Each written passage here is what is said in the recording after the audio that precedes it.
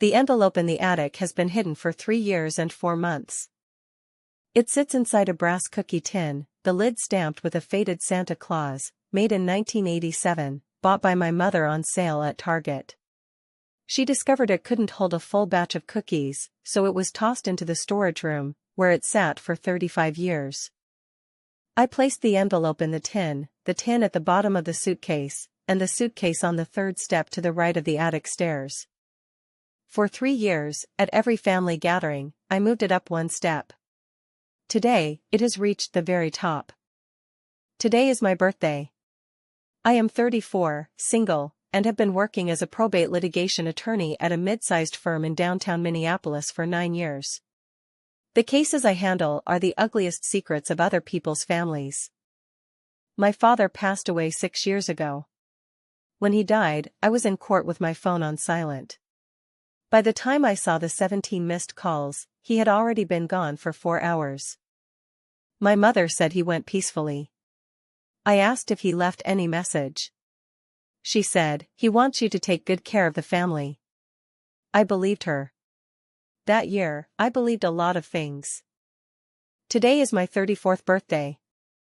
According to the family message my mother sent to the group chat, tonight at 6, the whole family is gathering at my brother's basement, to celebrate Audrey's birthday, and also to discuss the leak in Mom's basement. By the way, I copied that message and saved it into a folder on my desktop named Archive. This isn't the first screenshot.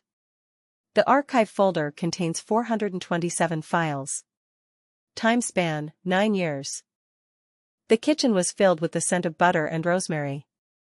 I was preparing roasted vegetables to bring to the gathering, my phone propped up on the kitchen stand, the screen showing the map navigation to tonight's party. My brother's place was a 40-minute drive from mine, not too far.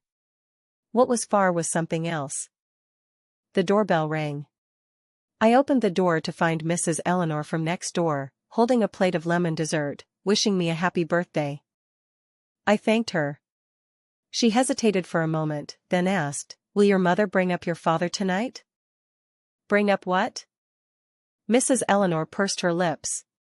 "Nothing, dear. Happy birthday." She left.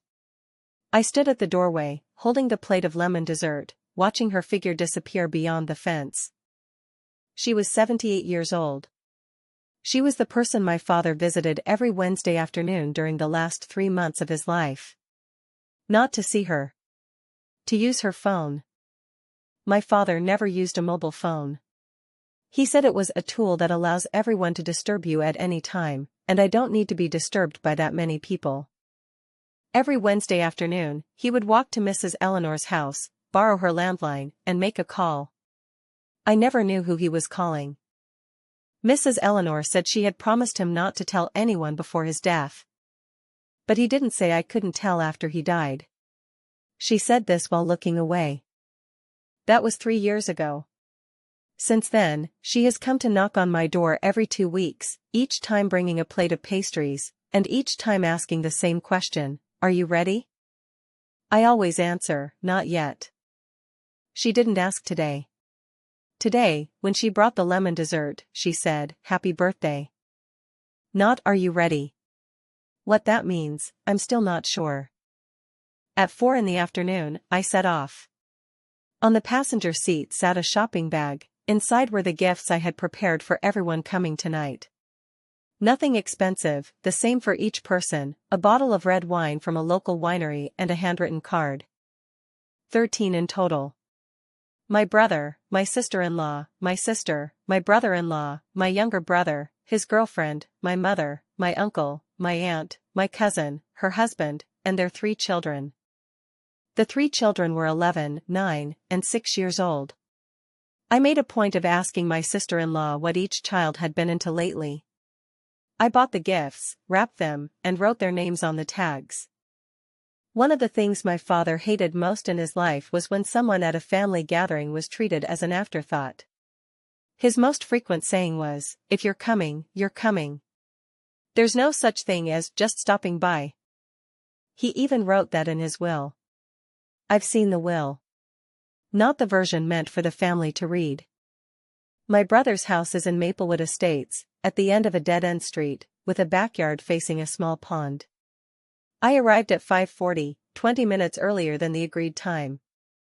This is a habit I've developed over the years, arriving early, parking across the street, sitting in the car, and taking deep breaths. Today, I sat in the car for 17 minutes. Not because I was nervous. It was because I was waiting for a call. At 5:57, the phone rang. Audrey, this is Catherine Foster. Judge Catherine, hello. I've reviewed the materials you sent. Are you serious? Very seriously. Do you know what this means? I know. There was a few seconds of silence on the other end of the line. All right, Judge Catherine said, I'll sign it. The documents were filed through the court clerk's office this afternoon. The effective date is today, your birthday. You didn't choose wrong? No, I didn't. All right. Happy birthday. Come pick up the stamped copy on Monday. Thank you, Judge Catherine. She hung up. I put the phone back in my pocket, picked up the shopping bag from the passenger seat, and pushed open the car door. The cold November wind rushed in. I took a deep breath and walked toward the front door of my brother's house. My sister-in-law opened the door. Audrey. Happy birthday. She hugged me and stepped aside to let me in. On the shoe cabinet in the hallway sat a photo frame, holding a picture of my brother's family of 4 from their trip to Disneyland last year. Beside it stood another frame, a photo of my mother and my sister at my father's funeral. A sticky note was attached to the edge of the frame, reading, basement leak repair quote, $3,400. I took off my boots. Everyone's downstairs, my sister-in-law said. Your mom's already here, arguing with your uncle about whether your cousin's eldest should take piano lessons. How old is the second child? 4.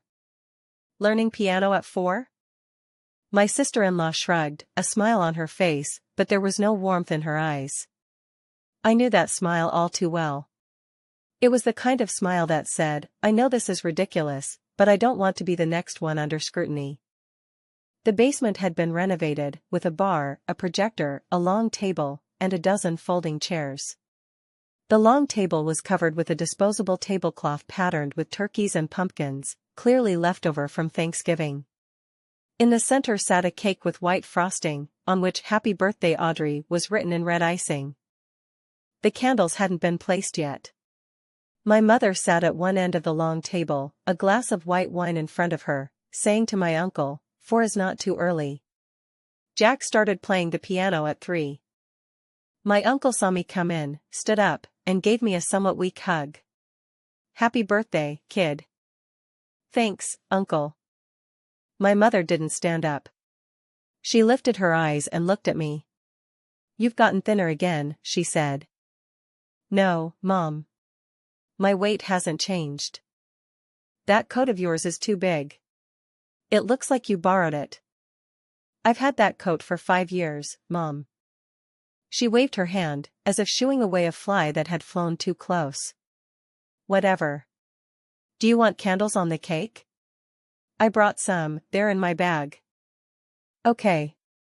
She didn't move. I stood there for 2 seconds. Then I went to the bar myself and grabbed a box of matches, the ones my brother kept there for lighting scented candles, and came back to the table. My mom pulled a pack of birthday candles out of her bag and pushed them toward me. Put them in yourself, she said, my hands hurt. I asked her what was wrong with her hands. She said, nothing, just getting old. I placed 34 candles. Not one more, not one less. I counted 3 times. People arrived one by one. My sister and brother-in-law came with their 3 kids. My brother and his girlfriend were the last to show up, 20 minutes late, without an apology, and sat down right away. My sister-in-law started serving the food. Casserole, mashed potatoes, green bean casserole, dinner rolls, salad, the standard American Midwest family dinner menu. I sat on the right side of the middle of the long table, across from my sister's eldest daughter, 11-year-old Madison. Madison is a smart kid. She's also the only one in this family who, last Thanksgiving, asked a question in front of everyone. The question was, "Grandma, why doesn't Aunt Audrey's card have a name on it?" That day, my mother handwrote a Thanksgiving blessing card for everyone present. Madison's card read, "To Madison, my smartest granddaughter." My sister's card read, "To Rebecca, my most thoughtful daughter." My brother's card read, "To Kyle, my bravest son." Mine had nothing written on it. A blank greeting card. A turkey printed on the cover, and not a single word inside. My mother said, "Oh, maybe it was left out by mistake." My sister said, "Mom, did you forget?" My brother said, "It's pretty much the same anyway." Madison said, "Grandma, why doesn't Aunt Audrey's card have a name on it?" Mother smiled. It was the kind of smile adults give children when they think, "You wouldn't understand." Because Aunt Audrey doesn't need a name, we all know it's from her. Madison didn't ask any more. But for the rest of that meal, she kept glancing at me from time to time. It wasn't sympathy. It was confusion. She was trying to understand a rule, one that no one had ever explained to her, but that everyone followed. The rule was, some people could be treated as an afterthought. The dishes were all served, and everyone started eating. My brother raised his glass, to Audrey, 34 years old, still fighting the good fight in the big city. Everyone raised their glasses. The word fighting hung in the air. I took a sip of my drink. My sister asked what case I was working on. I said, an inheritance case. Another one of those rich people splitting up estates? My brother asked. Not exactly. Then what is it? I looked into his eyes. It's a trust dispute. The beneficiary is someone who was excluded from the family. No one pressed further. No one wanted to know more. It was time for the cake.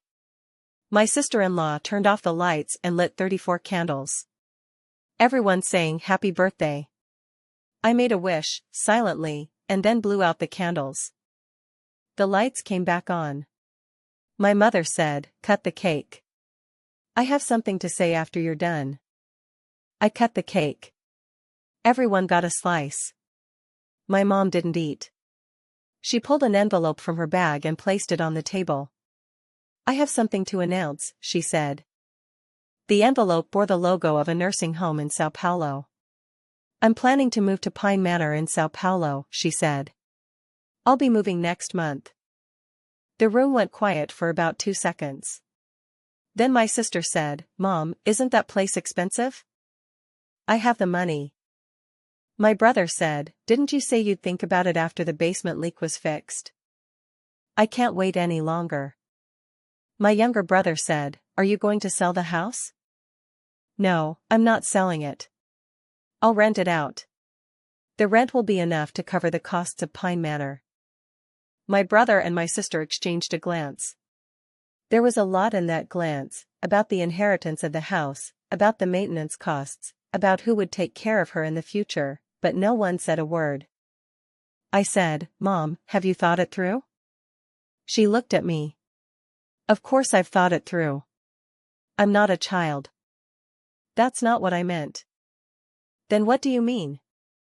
I looked at the cake crumbs on the table, at the turkey pattern on the disposable tablecloth, at my sister's eldest daughter Madison, who was lowering her head to smear cream on her plate. "Do you need help moving?" I asked my mom. "No need. You're too far away." "I drove 40 minutes. I said, "It's not necessary." The cake was finished. My brother started clearing the plates. I took the gifts out of the shopping bag and began handing them out. Everyone got the same thing, a bottle of red wine and a handwritten card. A gift for everyone. When Madison received hers, she opened the card and read it aloud. "To Madison, may you keep asking the questions others are afraid to ask." She looked up at me. "Thank you, Auntie Audrey." Her mother, my sister, glanced at the card, then at me, and said nothing. My mother received her gift, took one look at it, and set it aside. You must have spent a lot, she said. No, Mom. I got it on sale. You shouldn't waste money. I can afford it. How much longer can your law firm hold out? Mom. I'm just looking out for you. A person with no family, no children, have you saved enough for retirement? Mom, today is my birthday. I know. I'm just asking. 8:17. I checked my watch. 43 more minutes to wait, until 8 o'clock. That was the countdown I'd set for tonight. Not because I needed to wait until a certain time to do something. It was because I had arranged to meet someone, at 8 o'clock sharp, in this basement. That person hadn't arrived yet. My mother stood up, walked to the head of the long table, and cleared her throat. There's one more thing, she said, since everyone's here. She paused, as if waiting for everyone's attention to focus. I want to divide up some of your father's things. My brother asked, what things? The tools in his toolbox.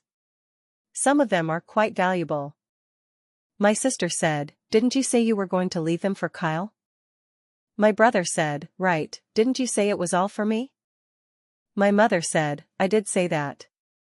But later I thought about it, and for the sake of fairness, it's better to split it among everyone. The words for the sake of fairness landed. I picked up my water glass and took a sip. File number 73 in the archives folder is a recording from Thanksgiving 6 years ago. My father was still alive that day. His mother said to him, after you leave, I'm giving all those tools to Kyle. That big wrench of yours, Kyle said he wants it. His father said, Audrey does woodworking too. His mother said, she's a girl, what would she need those for? His father said, she knows how to use them. Mother said, you let her use your tools? She doesn't deserve it. That was the first time I heard Mother use the word undeserving to describe me. It wasn't the last.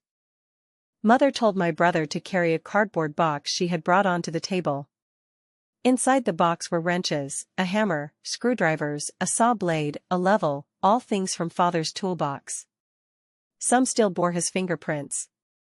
The last time he held them, his fingers were already too swollen to grip tightly. Mother said, pick what you want. My younger brother struck first. He grabbed the largest wrench, the best hammer, and the most expensive saw blade. My older brother took a few screwdrivers and a level. My sister took nothing. I don't need any, she said. You all go ahead. My mother looked at me. And you? I'll wait until they're done picking. You don't need to wait. You're not doing any woodwork. Mom, I am. What are you doing? How many times a year do you even go to the garage? I have my own tools. Then why do you want his? Didn't you say we should split them? I meant for someone who could actually use them. My brother looked up, holding the chisel my father loved most, a German-made chisel from the 1930s, with my father's name stamped into the blade. You really don't need it, sis, he said. Your little crafts, with your pink tools, are more than enough. Pink tools. He meant the set he gave me last Christmas, a pink rubber mallet, a pink screwdriver, a pink tape measure. Bought at Walmart, $15 for the whole set. I said thank you at the time. He said, don't mention it. It's not like you'd have any use for the good stuff anyway. 8:31. I checked my watch. 29 minutes left. My mother pulled a cloth bundle from the bottom of the cardboard box. A grayish-blue cloth, stained with grease. She opened it, and inside was a pocket watch. Silver, with fine scratches on its surface, the chain glinting dully under the light. I recognized it. It was my grandfather's pocket watch. The one thing my father never parted with while he was alive. When he passed away, it was on his nightstand. This, my mother held it up, who wants it? My brother said, is it worth anything? Might be worth a bit, my mother said, since it's silver. My brother said, give it to me. I'm in need of a watch. My mother said, all right. She placed the pocket watch in front of my brother. I said, "Mom, that watch was Grandpa's. Dad said it was meant for me." My mother looked at me. "He said that?"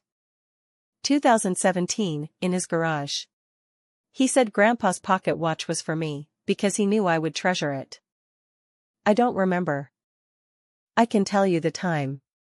July, the second weekend, Saturday afternoon. What's the use of remembering that?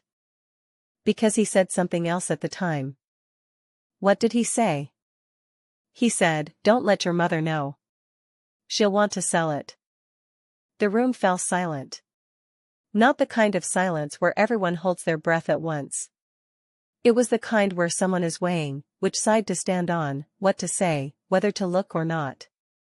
My brother clutched the pocket watch in his hand. "Are you sure he said that?" my sister asked. "Positive." Mother set down her wine glass. "Audrey, your father was ill at the time, his mind wasn't clear. A lot of what he said didn't count. He hadn't been diagnosed yet. It was still 3 months before the diagnosis. You don't understand that disease. It can. I've seen the medical records, Mom." "When did you see the medical records?" 3 weeks after he passed away. The hospital's medical records clerk sent them to the wrong address, to mine." Mother's expression changed. Just for a moment. But her knuckles gripping the wine glass turned white. I continued, "The medical records show that 4 months before his diagnosis, his cognitive assessment was completely normal. What he said counts." My sister said, "Audrey, today is your birthday, don't." "I know today is my birthday, sis. I chose today on purpose." "What do you mean?" "I've arranged some things for today." My brother asked, "What things?" I looked at my watch. It was 8:49.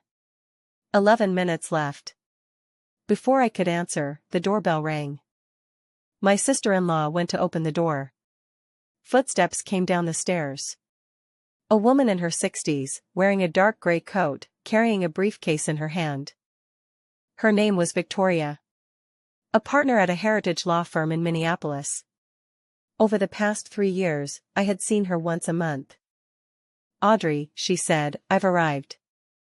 My mom asked, "Who is this?" I didn't answer my mom. I stood up, walked over to Victoria, and took the briefcase from her hand. "Victoria, my attorney." My mom's face went completely stiff. "Attorney? What attorney?" "Mine." "What do you need a lawyer for?" I didn't answer. I opened my briefcase and took out a manila envelope. On the envelope was written, "Audrey, open after my death." It was my father's handwriting. My mother's lips moved, but no sound came out. My sister said, "What is that?" My brother said, "Dad left something?"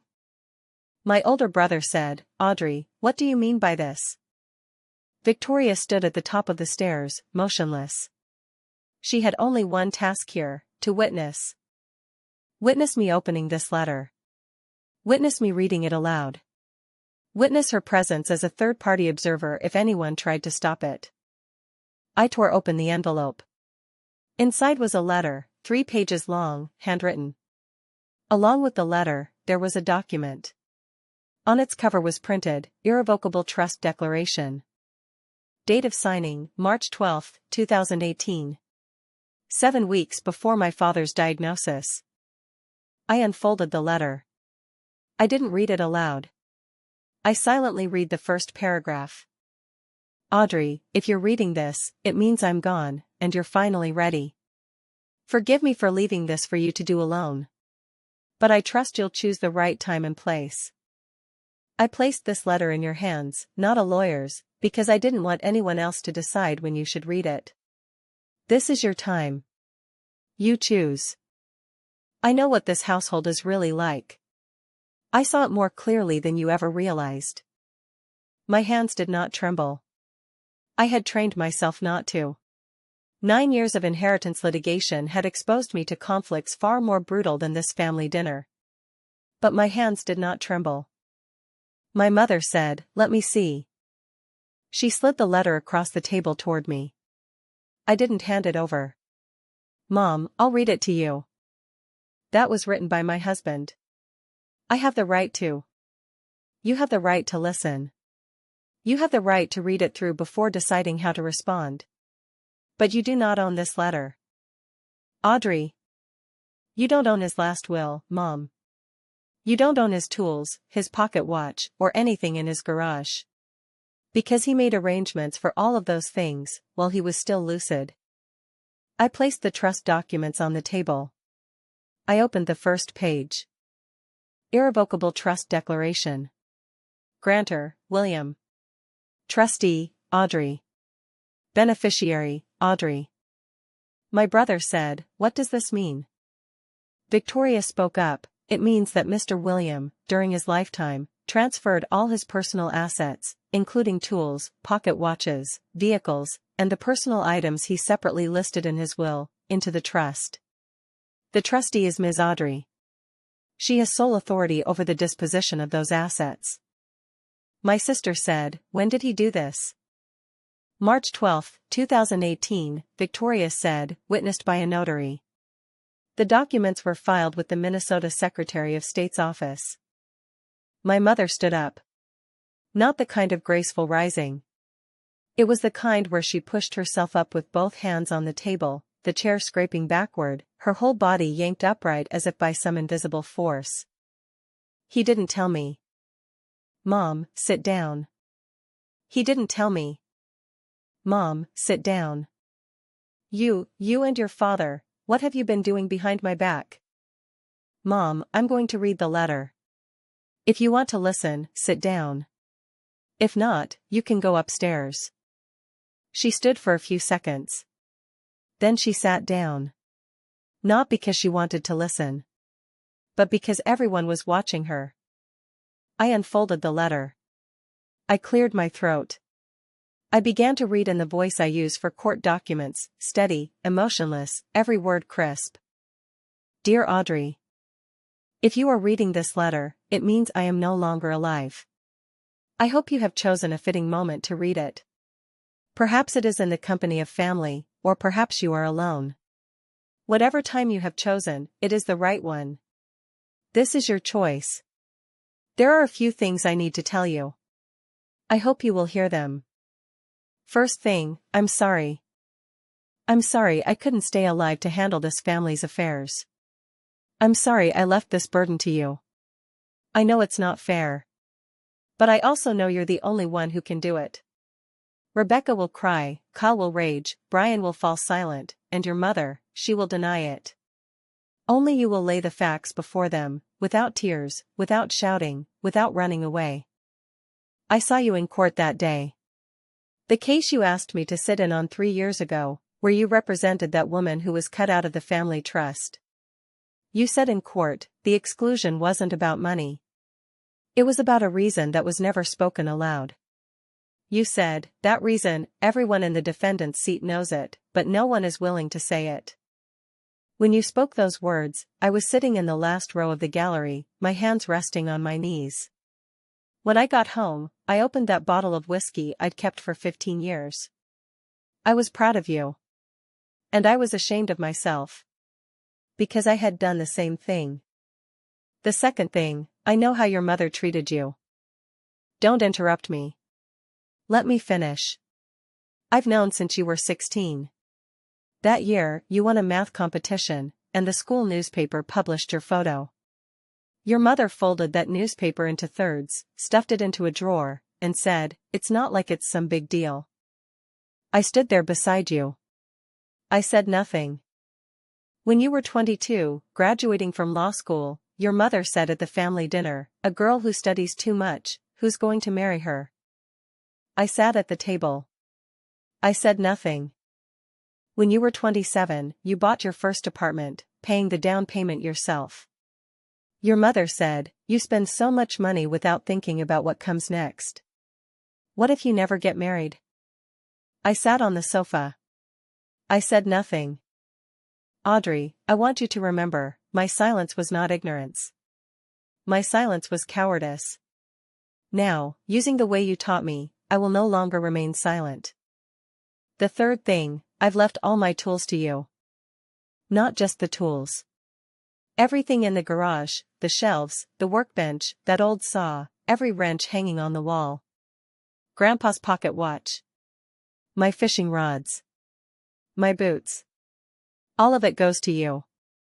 Not because you'll find them useful. Because you'll treasure them. Kyle would pawn that big wrench for cash. Brian would let the saw rust in the basement. Rebecca wouldn't want any of it. Only you would oil them every week, remember where each tool came from, and put them back in their place after using them. You're just like your grandfather. He was the one who was treated as an afterthought, too. The fourth thing, the house under your mother's name, the one your grandfather left to her, half of it is hers, and the other half is your grandmother's inheritance. A month before your grandmother passed away, she changed her will and left that half of the house to you. You didn't know about this. She never told you. She was afraid your mother would make a scene. I helped her get in touch with a lawyer. In 2015, the paperwork was finalized. That half of the house is already yours legally. Your mother doesn't know. She still pays the full property tax every month. She thinks the house is entirely hers. The reason I'm telling you now is that you deserve to know. What you want to do about it is up to you.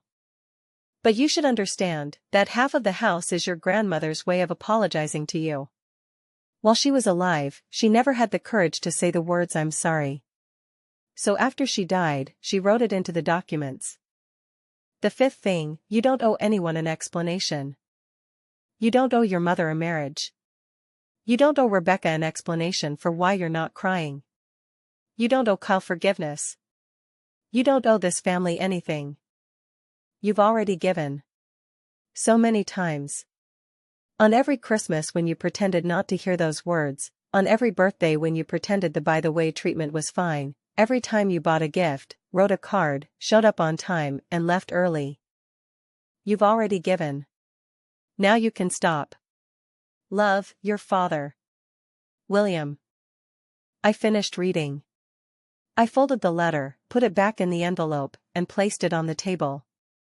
No one spoke. My mother's face was gray. Not pale, gray, like flour and water mixed together before it's heated. My sister was crying.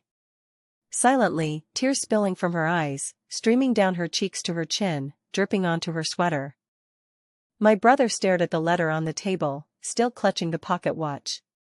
My other brother had his hands crossed on the table, head bowed, and I couldn't see his face. Madison watched her mother cry. Then she looked at me. She said, "Aunt Audrey, is what Grandpa said true?" I said, "Madison, every word is true." She said, "So what are you going to do now?" I said, "There's something I need to do now." I pulled a folder out of my bag. Not the file folder. A different one. Light blue, with a label on the cover, 2015 will amendment, Dorothy. My grandmother. I opened the folder, pulled out the document, and placed it on the table. This is my grandmother's will amendment, signed on August 14, 2015, and already filed with the Ramsey County Probate Court in Minnesota. She left me an undivided half interest in the property at 1427 Maple Street. My mother began, "That's not. Mom, it's real." She didn't. She did. She specifically hired a lawyer to handle the paperwork and told you not to tell anyone, because my father said, "Audrey can't handle the arguments in this family." But grandmother said at the time, "She can handle it. I just can't bear to put her through it." My mother stood up. This time, she didn't sit back down. How long have you known?" 3 years. 3 years? You knew you owned half the house, and you watched me," she didn't finish. "Watched you pay the full property tax. Watched you plan to rent out the house. Watched you intend to treat the rental income as your retirement fund." "Yes, Mom. I watched for 3 years. How could you not tell me?" "Because I was waiting for the right moment." What? Dad said it. Pick the right moment. I chose today. My birthday. Everyone's here. My brother placed the pocket watch on the table. Not gently. He dropped it. The sound of metal striking wood. You've had these all along, he said. You've been waiting. Right. Waiting for what? Wait until you take the big wrench. Wait until you take the chisel. Wait until you say, your pink tools are enough. Wait until Mom says, you don't deserve it. I didn't say you don't deserve it. You did. Thanksgiving 2019. Dad was still alive. I didn't. I have a recording. I took out my phone from the files folder, pulled up file number 73, and pressed play. You let her use your tools? She doesn't deserve it. My mother's voice. Coming out of the phone speaker. In the quiet basement, every word was as clear as if someone were standing in the room speaking them. I finished playing it. I locked the phone. I put it back in my pocket. No one said a word. I stood up. I picked up my father's pocket watch from the table. I placed it into the inner pocket of my coat. The tools, my brother said. I'll handle the tools. Sell what needs to be sold, keep what needs to be kept. But I'll be the one to decide. Audrey. The chisel you took today has Dad's name on it. It's stamped with a steel seal. Do you know when he stamped it? 1979, the day after he bought that chisel. He said, this chisel will be passed down to you someday. I wasn't even born yet. He didn't know he would have a daughter. But he knew that this chisel was meant for someone who would use it. I looked at my younger brother. What are you going to do with it? When was the last time you did any woodworking? He didn't answer. You're going to sell it, I said. To some antique tool collector. You'll get $150, and then blow it on a weekend's worth of booze. My brother's face turned red. Not from shame. Because he had been caught. I turned to my mother. Mom, the matter of Pine Manor is for you to decide yourself. But the house under your name, the one you live in, half of it is mine. I didn't take it. It was given to me by grandmother. You can continue living there. I won't kick you out. But from now on, the property taxes will be split 50-50. And any decision to rent it out must be agreed upon by both of us. This isn't a discussion. This is a notice. Are you threatening me? I'm telling you the facts. Just like what Dad said in his letter, you don't own this letter. She opened her mouth. No sound came out. Did you learn this at the law firm? She finally said. This kind of cruelty. What I learned at the law firm is how to protect my client. I'm your mother. You're my mother. You're also the person who, from start to finish of this meal, never once asked, Audrey, how have you been? You're the one who makes me sit at the corner of the table at every family gathering. You're the one I wouldn't even invite to my wedding, if I ever had one. After I said that, the air in the basement changed. Not because I had said something earth-shattering. But because I had spoken a truth. A truth that everyone vaguely sensed but no one was willing to admit. My sister stopped crying. She looked up at me. You really wouldn't invite Mom to your wedding?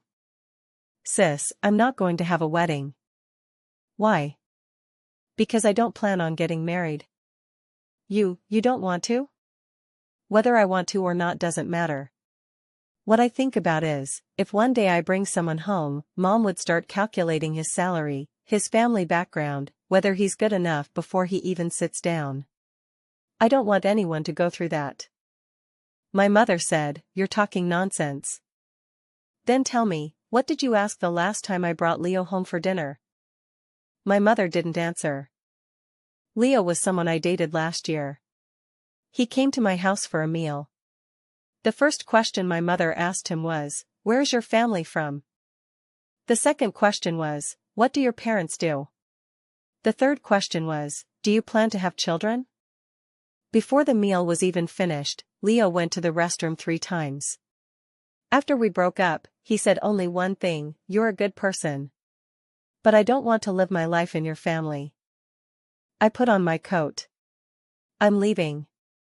My brother said, "Audrey, don't be like this." "Which way?" "This way, spill everything out, and then leave." "I've been sitting here for 3 hours.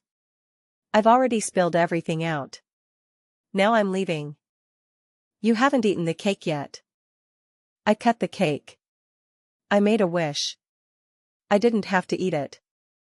I picked up my father's pocket watch and felt the inner pocket. I picked up my father's trust documents and put them in my bag. I picked up the amendment to my grandmother's will and put it in my bag. I picked up the envelope on the table and put it in my bag. My mother said, "Leave those documents behind." "No. That's not yours, that's the family's." "Mom, every single one of these documents is about me. About my inheritance, about my share, about my name. Not a single one is the family's. They're mine." I slung my bag over my shoulder. I nodded at Victoria. She pulled open the basement door. Madison slid off her chair. She walked up to me. "Aunt Audrey." "What wish did you make today?" I crouched down to meet her eyes. "The wish I made was that, starting today, when I speak, everyone would hear me." "And did your wish come true?" "It did. Because you made everyone hear you." "Right." She hugged me. Her arms were thin, wrapping around my waist like a soft rope. "Will you come again?" she asked. "Do you want me to come?" "Yes. But not because today is your birthday. It's because you are you." I walked out the front door of my brother's house. The cold wind hit me in the face. It was a November night, and the air carried the smell of snow, the kind that hasn't fallen yet, but is on its way, the kind your nose can sense. I put my bag in the passenger seat. I sat down in the driver's seat. I started the car. I sat there, not driving away. The dashboard clock read 9:23. From the moment I opened that letter until now, less than an hour had passed. In less than an hour, I had torn down what a family had spent 34 years building. Not building. Tolerating. Staying silent. Pretending not to hear. On my drive home, my phone rang once. It was a message from my sister. "Madison says you're the bravest person she's ever met." I didn't reply. My sister quickly sent another message. She said you taught her to bravely ask the questions others are afraid to ask. She said you'll be her role model. "Audrey, thank you." I stopped at a red light. I looked at the message. I deleted it. Not because it was bad. But because I needed to be alone for a while before this night ended. Tomorrow, I'll reply to her. Tomorrow, I'll tell her, Madison doesn't need to thank me. She should thank herself, she knew how to ask why when she was 6. I only learned at 34. I'm home. I pull the car into the garage. I sit in the driver's seat, not getting out. The fluorescent light in the garage hums, a low, constant noise, like breathing, like a heartbeat. I open the glove compartment. Inside is an envelope, the second envelope. Not my father's. It's one I wrote to myself. 3 years ago, on the night I received the notice of my grandmother's will amendment, I sat in this garage and wrote this letter. I tear it open. There is only one sentence on it: "On the day you are ready, you will know. Because your hands won't shake." I fold the letter. Put it back in the envelope. My hands don't shake.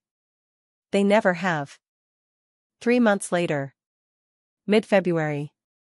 The property tax bill for my mother's house, 1427, Maple Street, arrived at my address.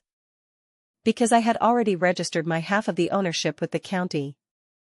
The county auditor's office had entered my address into the system. So the tax bill was naturally split into 2. One copy was sent to her. One copy was sent to me. My share came to $1,800. I paid it. I scanned the receipt and filed it away. Next to the receipt was a new file I had added to the archives folder. File name, February 2025 land tax, paid. This is the 428th file. My mother didn't call to yell at me. My brother didn't call to ask for tools. My older brother didn't call to mediate. My sister called once. She said, "Mom fixed the leak in the basement." She didn't mention you. But she gave me the key to that half of the house, said to pass it on to you. Why didn't she give it to me directly? She said she doesn't want to see you. What about the keys? I have them. Are you coming to get them? No. Mail them to me. My sister was silent for a few seconds. Audrey, you've changed a lot. No. I just stopped pretending. Madison writes me a letter every month. Handwritten. With little stars drawn on the envelope.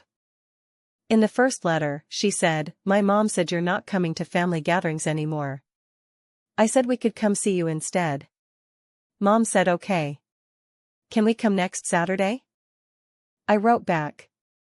I said, "Fine. But before you come, I need your mom to answer one question first." When my sister got the message, she called to ask what the question was. I said, "Just one question, do you still remember what Mom said about me at your wedding?" She was silent for a long time. Then she said, "Your sister will have a hard time getting married in the future, she's too strong-willed." What did you say back then? I didn't say anything. And now? She fell silent again. Then she said, "Now I think being assertive isn't wrong. What's wrong is letting others think they can say whatever they want about you just because you don't say anything. Sis, just tell Madison that line." That's it? That's it. Next Saturday, you guys come over. In the kitchen, I stood at the counter chopping onions. My phone rang. It was an email from Victoria. Subject, Pine Manor Occupancy Agreement, signed. My mother moved in. She paid the expenses with the rent from her half of the house. She didn't touch the part my grandmother left for me. Because that part was separate. Legally separate. Practically separate. Completely separate, in a way she never anticipated. I put down the knife. I walked into the living room. On the mantelpiece was my father's pocket watch. Beside it was a photo. Not a family portrait. It was a picture of my father in the garage, holding that chisel, smiling at the camera. Behind him was the workbench. On the workbench sat a birdhouse he hadn't finished. When he passed away, the birdhouse was only half done. I finished it last year. Painted it his favorite blue. Hung it on the oak tree in the backyard. In spring, birds moved in. The doorbell rang. Madison stood at the door, holding an envelope in her hand. "Aunt Audrey." My mom told me to ring the bell first. She said you were cutting onions by yourself. I laughed. It was the first time I had laughed in over 3 months. I stepped aside to let her in.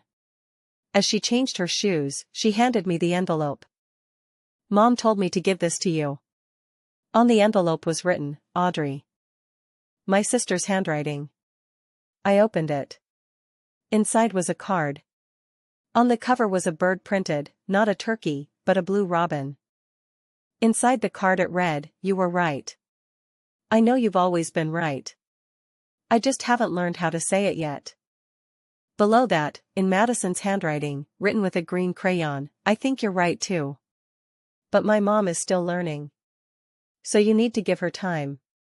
Madison." I closed the card. Placed it on the mantelpiece, next to the pocket watch. That afternoon, my sister came over with Madison. I made roasted vegetables and pasta. Madison helped me set the table, laying out 3 plates. "Auntie Audrey, aren't you inviting anyone else?" "Not today." "What about later?" "I will in the future." That person you mentioned last time, Leo, will you invite him again? No. But there will be others. How do you know? Because I'm ready. That night, after they left, I sat alone in the kitchen. The files folder on my phone was still there. 428 files. I scrolled from top to bottom. From the first forwarded group message in 2016 to tonight's tax receipt. 9 years of silence. 9 years of by the way. 9 years of you've lost weight again and your pink tools are enough. I closed the folder. I didn't delete it. Some things don't need to be deleted. They just need to stop controlling you. On the mantelpiece, the second hand of the pocket watch was moving. I couldn't hear its sound. But I knew it was moving. Just as I knew that, from the moment I opened that letter until now, something was irreversibly moving and changing. My father said, "You don't owe anyone anything." He was right. But I owe myself one thing. It's today. It's tonight. It's the moment I stood in that basement and said, in a steady voice, "I am you, and you're the one who sat through this entire meal without once asking, Audrey, how have you been?" I owe myself that voice. Now I've paid it back. The snow outside has melted. The February wind is still cold, but there's a different scent in the air. Not the smell of snow anymore. It's the smell of earth. It's spring on its way. I picked up my father's pocket watch. I opened the lid. The time on the dial was 3:17. I don't know if it was early morning or afternoon. I don't know if it was the day he last wounded, or even earlier. But I know one thing. This pocket watch is stopped now. It no longer needs to run. What it needs is to be remembered. Remembered by someone who knows where it came from. Remembered by someone who won't sell it. Remembered by someone who, to borrow my father's words, will cherish it. I put the pocket watch back on the mantelpiece. I place Madison's letter beside it. I prop up the Bluebird card, leaning it against the watch case. I stand in the middle of the living room. In the kitchen, the oven timer goes off. The cake is done. I baked it for myself. There's no frosting on it. No candles. No name. But it's warm. I cut a slice. I sit by the kitchen window. The snow is melting. Spring is coming. Tonight, alone, I will finish this cake. Then tomorrow, reply to my sister's text. Then next week, meet up with that person I've been saying I'll make plans when I'm ready about. Then next month, go to Pine Manor to see my mother. Not for reconciliation. It's to tell her, I don't hate you. But I don't owe you anything either. On the mantelpiece, the blue robin card glimmers faintly in the light. Madison's handwriting is crooked and uneven. My mom is learning too. So you need to give her time. I give time. But not because they need it. It's because I need time to learn one thing: home is not a place you have to go. Home is a place you choose to return to. And from now on, I will only go where I am willing to return.